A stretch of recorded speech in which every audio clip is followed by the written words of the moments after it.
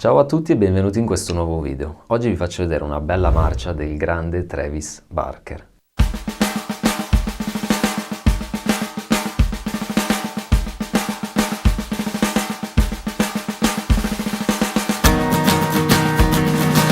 Sto parlando della marcia di There Is, una canzone registrata nel 2002 con i Boxcar Racer, ed è una marcia anche abbastanza semplice, però sappiamo che tutto quello che fa Travis è sulla scrittura semplice ma sulla realizzazione difficilissima.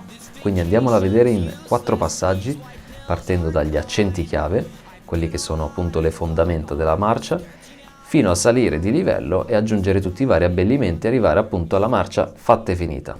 Vai!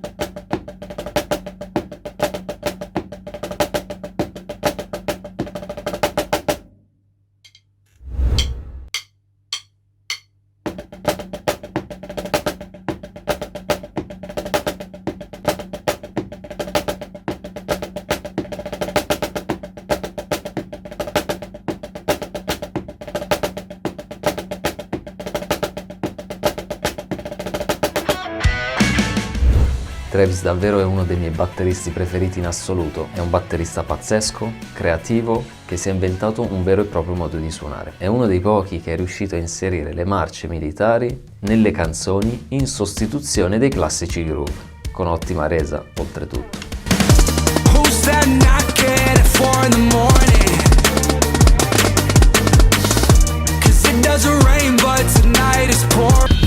Give me till it's empty. Too much money isn't plenty. It's not enough, it's not any. Come on, just use the gym. Ragazzi, siamo giunti al termine, io vi ringrazio per essere arrivati fin qui, spero che il video vi sia piaciuto, vi invito a lasciare un bel like se vi va, un commento e mi raccomando iscrivetevi al canale così rimanete aggiornati sui prossimi video che faccio uscire. Per oggi è veramente tutto, io vi auguro buon studio, buona musica e statemi bene.